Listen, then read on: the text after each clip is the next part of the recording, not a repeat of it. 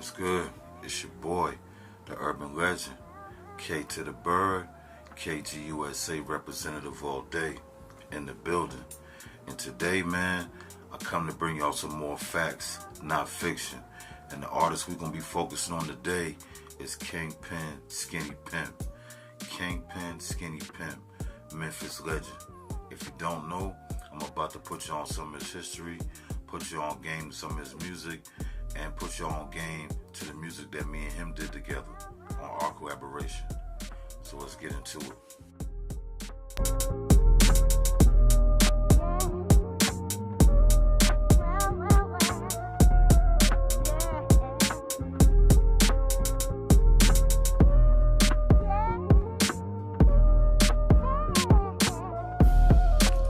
Kingpin, Skinny Pimp. If you don't know, he's a Memphis legend, born and raised in Memphis, Tennessee. Came up in the 80s, early 90s, you know what I mean, doing his thing on the streets in the 80s. He been rapping since high school, came out doing his shit, spitting.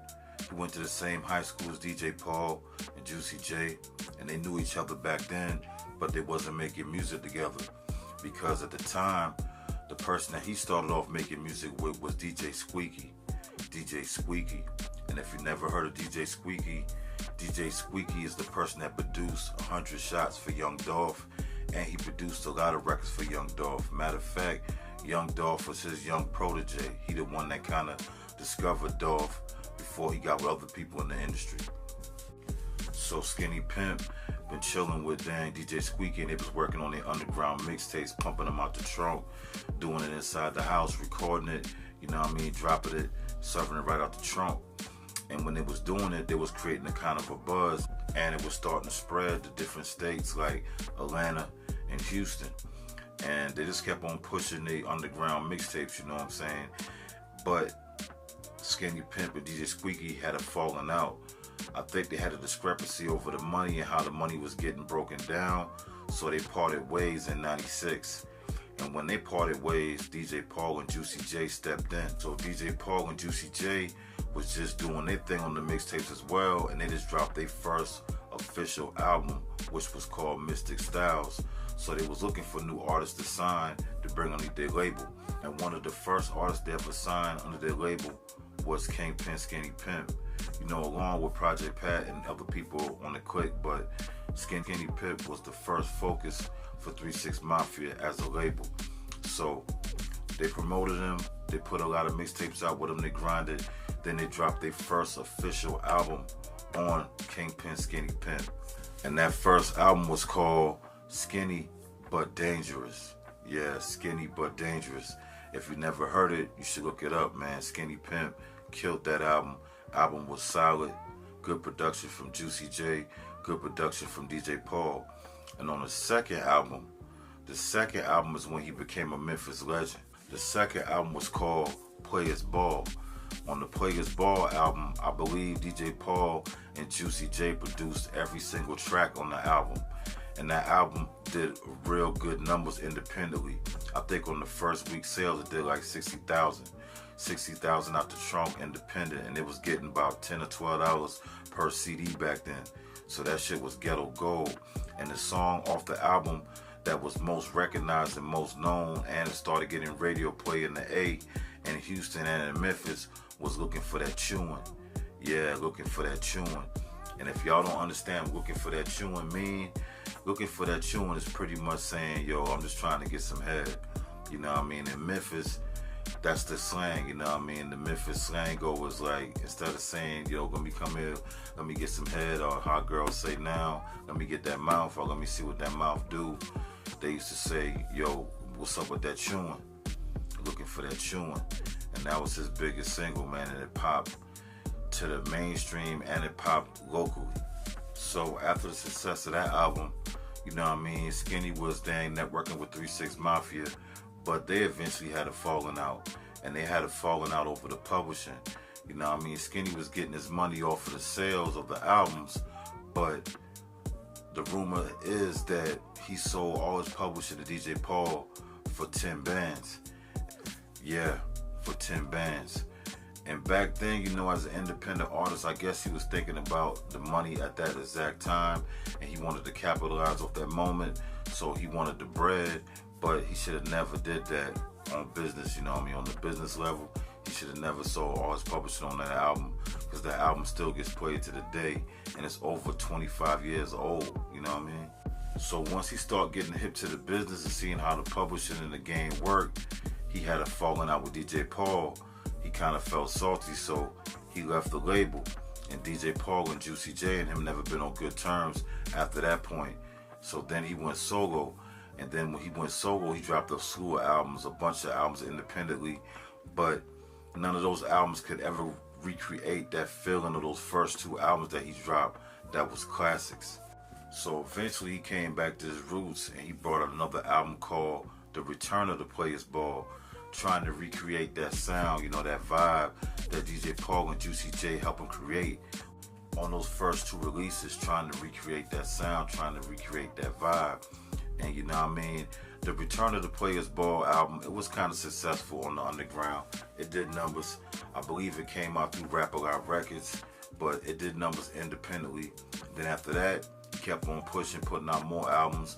The most notable one would be The Product. When he dropped The Product, the album got a lot of recognition. It did some numbers, did some ghetto gold numbers.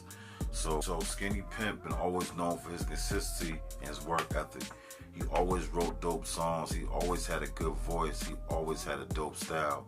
If you don't know, Gucci Mane was inspired by Kingpin, Skinny Pimp. When he was coming up in the rap game, he said the artist that influenced him the most was Project Pat and Kingpin, Skinny Pimp, straight up. So he influenced a lot of artists in the game with his grind. I would say he influenced Dolph as well. Rest in peace to Young Dolph, you know what I mean? We lost a great one with Young Dolph. Then, in 2005, a movie was inspired by Kingpin, Skinny Pimp. I know all y'all out there familiar with this movie because it got an Oscar and it's very famous. The movie was called Hustle and Flow, starring Terrence Howard. You know what I mean? And Terrence Howard was playing somebody else from Memphis. I'm gonna shout him out because I mean I know everybody in Memphis know who it is. Tommy Lee Wright III is the person that was the character that was inspired for Terrence Howard to play. Tommy Lee Wright III was that character. He had the same kind of hairdo. He was a pimp and he was a struggling pimp getting to his money, but his rap was crazy hard. And Ludacris' character on that movie was called Skinny, which is short for Skinny Pimp. You know what I mean? Because they was pretty much trying to show you that Kingpin, Skinny Pimp was already the man in Memphis, was already just like how the movie presented him, already a known factor, pretty much ghetto platinum, ghetto gold in Memphis all day. So that movie Hustle and Flow was inspired by his story. And that was a real good look for him. Real good look for him as an artist, you know what I mean? That gave him more notoriety. It made more attention that didn't ever know about his music before. People that wasn't familiar with his music for all those years that he didn't put in all that grind, that movie kind of gave you a glimpse of what it was and what he was like and what his vibe was. And a lot of people picked up on that. So that was a good thing for his career. It helped him gain more traction, more streams, and more recognition. Alright, so after that, man, Skinny was just out there grinding, doing this thing, you know what I mean? Still working his hustle, still promoting his music, doing this thing independently. He's still out there recording, still dropping music. I think he even dropped a couple of movies independently. You know what I mean? Put up his own budget, and he dropped a couple of animation movies as well. And then he eventually moved to Atlanta, like most artists from Memphis and Houston eventually do when they're trying to broaden their horizons. So he moved to Atlanta. And when he moved to Atlanta, you know what I mean, I got my people out there in Atlanta, my boy Jimmy Cole. Shout out to Jimmy Cole. You know what I mean? Jimmy Cole ran into him and they built a relationship, you know what I mean? And then Jimmy Cole passed that over to me. And I was already working with, you know, Pat at the time. I was working with Crunchy Black at the time too as well. And when I talked to Skinny, he had good rapport for them, you know what I mean? He ain't had no bad things to say about Project Pat or Crunchy Black. You know what I mean? He never really said nothing bad about DJ Paul or Juicy J. He said that both of them gave him a good opportunity to put himself in position. And he said it was his fault that he didn't know the business. his fault that he didn't go over his contracts the right way. He was looking at the quick money at that time. So he had no malice and no hate for those guys. So when he saw that I was out there working with those guys, networking, he was very open to doing a record together. And we dropped a real good record together, man. The record is called Shake That Ass. It's a strip club type record, nice vibe, good flow, good style. And Skinny came in and dropped me a good hook on that song, man, a real good hook. It's got that bounce, it's got that vibe. And if you ain't heard it yet, you sleeping and you late to the party, so you need to go ahead and go check that out right now as soon as this video over. You need to go check that out right now as soon as you finish watching this, because it's worth hearing. Because Skinny Pimp, he one of those artists that he don't get old, man. Just like Project Pat, they artists that just don't get old. They age with the times, and they always come with good styles, good charisma, good energy with their lyrics and with their flow. So it was an honor for me to get him on the record, man. I was honored to have him on the record. I put that record out on the LL Cool Bird Volume 2. Came out, did good streaming numbers, and I was very gracious that he blessed my album, you know what I mean? Much love for Skinny. And my personal opinion, just from my interactions with him and the way he was professional on the record, did everything quick, you know what I mean? No hassle, no bullshit. I would say, you know what I mean, he's about his business nowadays, man. He's a real good dude, certified Memphis legend, and I got a lot of respect for the dude, you know what I mean? He's still out there doing his thing right now. In Memphis, he be having certain nights at the clubs that he do open mics to let independent artists perform. You know what I mean? He bring out a pretty good draw because a lot of people in the city respect him. I think even at one night, one of his shows last year or the year before, even Juicy J came out there to his open mic night in Memphis. So, you know, I'm glad to see those boys come together and they ain't had no problems after the bad business that happened back in the day. They mend that shit and kept it going, and that's the way you're supposed to do it. So major salute to them boys, major salute to Memphis, and major salute to the Kingpin Skinny. Real legend. And that's all for today, man. Facts, not fiction. I'll get with y'all on the next one.